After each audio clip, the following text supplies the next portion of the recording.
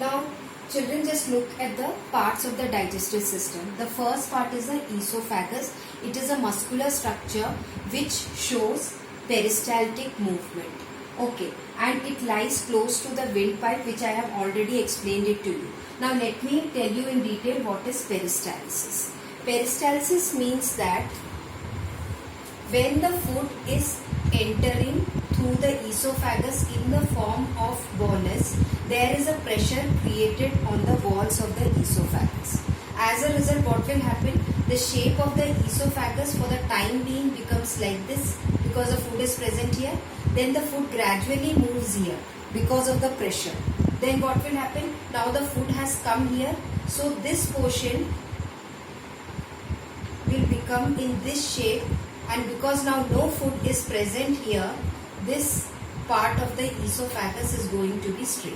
So this movement of the food, that is continuous contraction and relaxation, which is enabling the food to move from the mouth to the stomach, is called as peristalsis. Now let's come to the next part of the digestive system, that is stomach. Stomach is a J-shaped structure and it has got muscular walls which churn the food. Churn the food means that like you have the mixer grinder.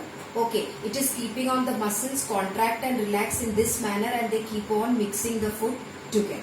Okay, now these cells that are present along the walls of the stomach, they have the property of secreting enzymes, mucus and hydrochloric acid.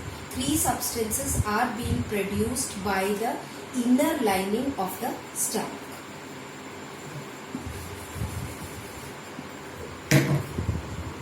Suppose stomach is present here, that is a J-shaped structure. The inner lining that is present here, this inner lining will be producing the mucus. It can produce hydrochloric, HCl is called as hydrochloric acid.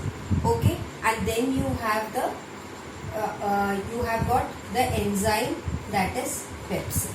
So these things are being produced inside by the inner lining of the stomach. Mucus, it forms a layer under this. You can see here it forms a layer so that the HCl acid present inside the stomach will not attack the walls of the stomach. Pepsin is present inside the stomach as a chemical substance. This chemical substance, you call it as enzyme. Okay, so enzyme, you have this pepsin is produced by these cells. It is present inside the stomach.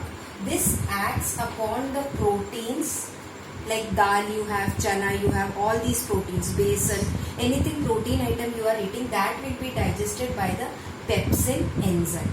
Enzymes are the chemical substances which are naturally found inside our body. So the functions of the stomach includes that it churns, means mixes the food together so that digestion can take place. Other than that, it produces mucus which protects the inner lining. Otherwise, what is going to happen? HCl, which is present inside the stomach, that will start attacking on the walls of the stomach. Plus the pepsin, because stomach is also made up of protein, the pepsin will act on the protein of the stomach and it will start eating up the stomach. That is why you can sometimes hear your parents or your grandparents telling that they are having ulcers, acidity, etc. Acidity means excess of HCl is being produced and there is no food inside the stomach to digest. That is why HCl will be produced continuously, but there should be food inside the stomach. Then only this HCl is going to act upon it. Otherwise, acidity can be produced. So you should never remain empty stomach for more than 1.5 hours or such. Now, you can see that inside the stomach, the food is you can see that the food is processed into thick liquid called chyme. That means a solid thing whichever you have eaten, that is first broken down by your teeth, then you are mixing it with saliva, then automatically it is going down the esophagus, and then finally it is going to reach the stomach where it is converted into a form which is called as chyme. Now next you have liver. Okay, liver, it is called as the largest gland of the body, approximately 3 kg weight it is having, and it is located in the upper part of the abdomen, which is right to the stomach. right to the stomach it is present. Now it produces bile. Okay, the function of the liver is to produce the bile. It will produce this bile which is stored in the gallbladder. That is another organ which of the digestive system. What is the function of the bile? It will neutralize the acid. That means that whatever food is coming from the stomach, that is acidic in nature. Why it is acidic? Because it is acted upon by the hydrochloric acid. So biles have got some substance which will cancel out the effect of acid. If the food is going to be acidic, then what is the problem? That remaining enzymes cannot act upon it.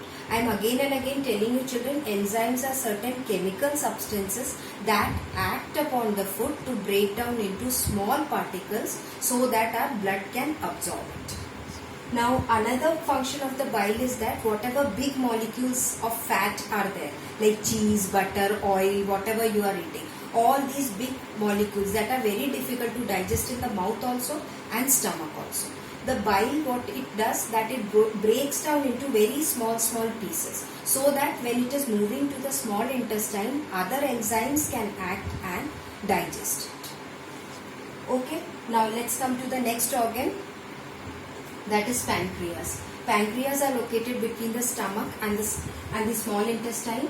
It secretes pancreatic juice. Okay, so it is very important that you learn the function of each organ of the digestive system.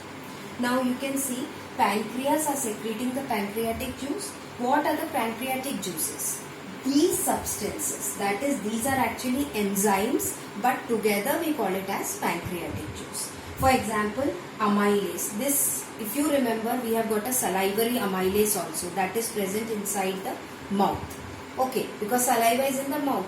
So that is salivary amylase. This is pancreatic amylase. But the function of both the amylase is to convert starch into sugar. Okay, sorry children, there is a spelling mistake. It is GUR. Okay. Now lipase you have. Lipase, you can see that it converts fat into fatty acids and glycerin.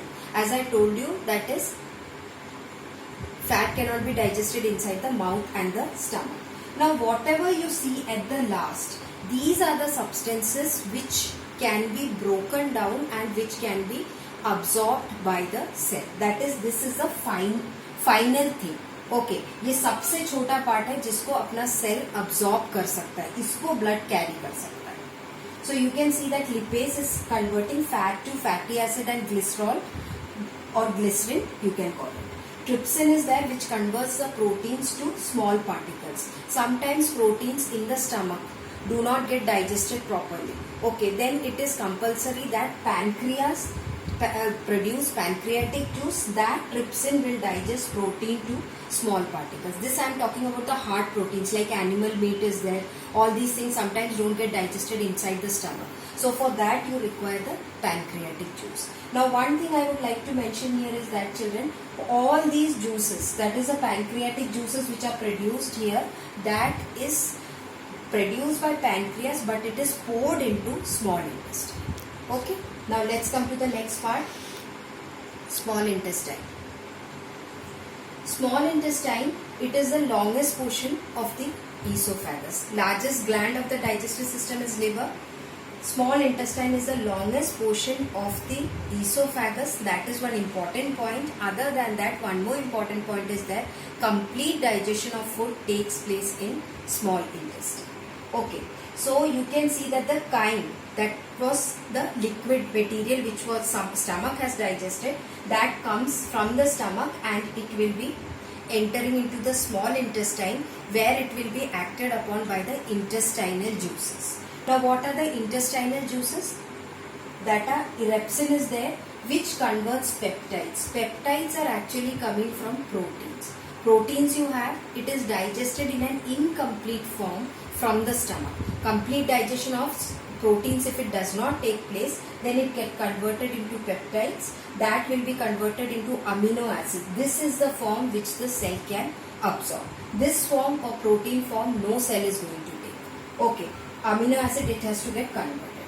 maltase is there, that will be getting converted into glucose. Okay, maltose you find that normally whatever bread, pizzas, buns, etc., whatever bread items you are eating, that contain maltose. So it is getting converted into glucose, which is a simple sugar that can be absorbed by the cells. Okay, next is the lactase. Lactase you find it in milk.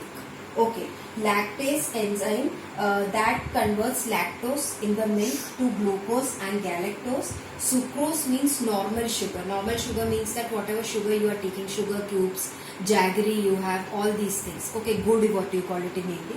All these are sucrose. That is converted into glucose and fructose by enzyme sucrase. Okay, so all these which are present at the last part, that is last part, are the ones which the cell is going to absorb. Sorry.